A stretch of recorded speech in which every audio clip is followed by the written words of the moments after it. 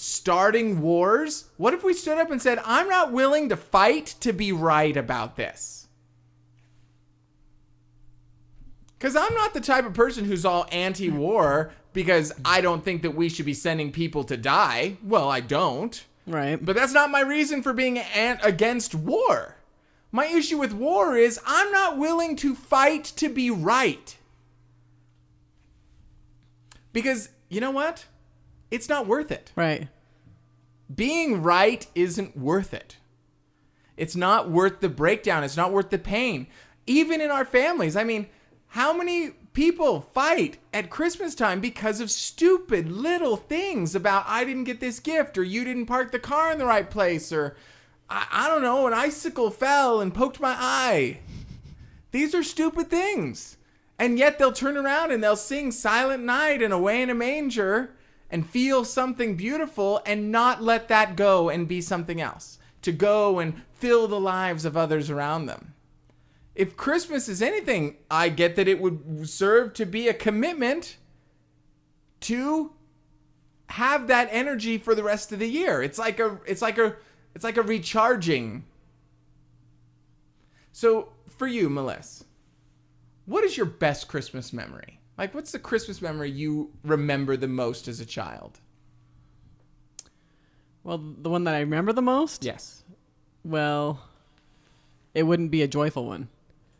Okay, so what was unique about it? It was a fight between my dad and my brother.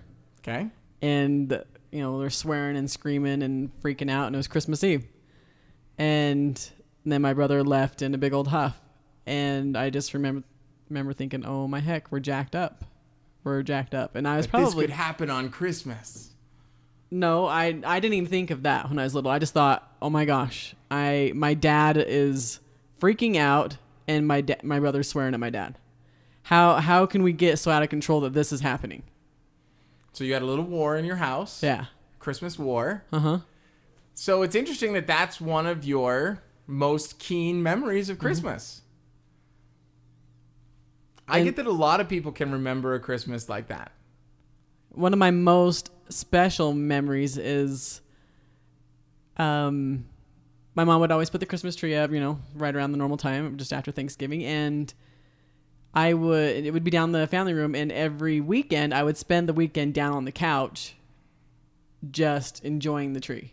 And that's some of my favorite memories is just I would sleep down by the tree, and I just love the lights and just love that whole experience, and it was warm and snuggly, and that's one of my favorites.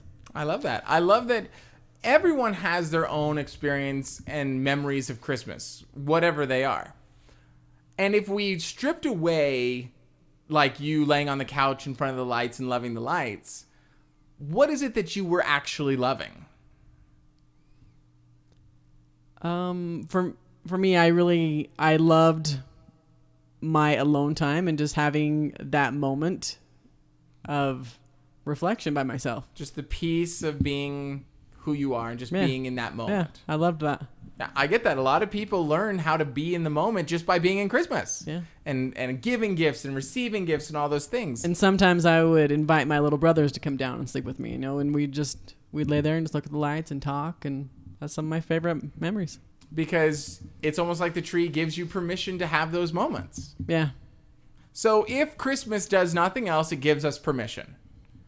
And yet, it's like training wheels.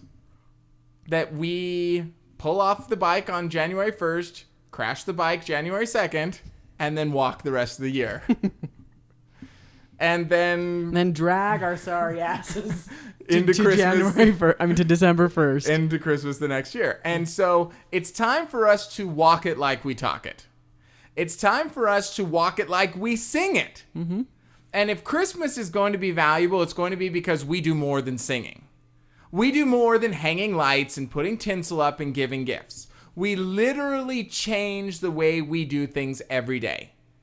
Because here's a challenge, folks. I defy you and challenge you to go this entire year and get to Christmas next year and not feel a damn way different come Christmas season next year. Mm-hmm. Meaning that you lived the Christmas, the Christ energy of love, unity, giving, peace, freedom the entire year. Yeah. Such that when Christmas comes around, it is like, I've been swimming in this pool the whole year. Yeah. There is nothing different. I don't have to acclimate myself to this.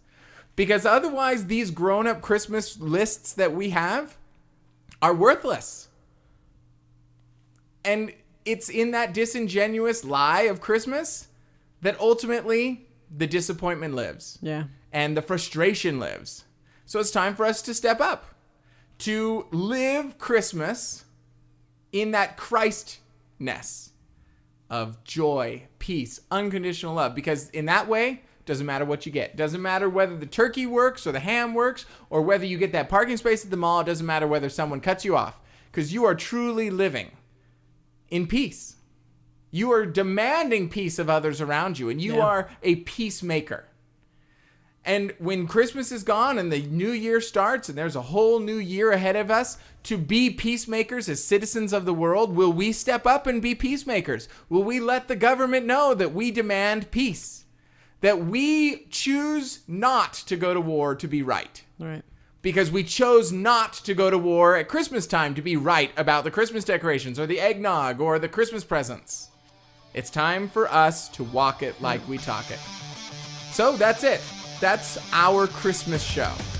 The challenge to make Christmas more than a hollow bunch of decorations. More than a bunch of meaningless songs. Where it truly lives. And that Christ energy is the predominant way of being for this world. Do you accept the challenge, Melissa? Yes. I take it. Do you take it, viewers and listeners? Are you willing to step up and make Christmas more than a hollow wish and worthless Christmas songs? So let us know. Yeah. Get online. Tell us at Facebook. Tell us on Twitter /TheJasonBeckett. Tell us online at talkischeapradio.com. We want to hear about your commitment to do more than business as usual during Christmas. So that's the show. Take it on and be the light of the world. Be the Christ. Talk is Cheap is a 16 Stone Media production. This show is hosted by Jason Beckett and co-host Melissa Barlow. All rights reserved. Copyright 2009.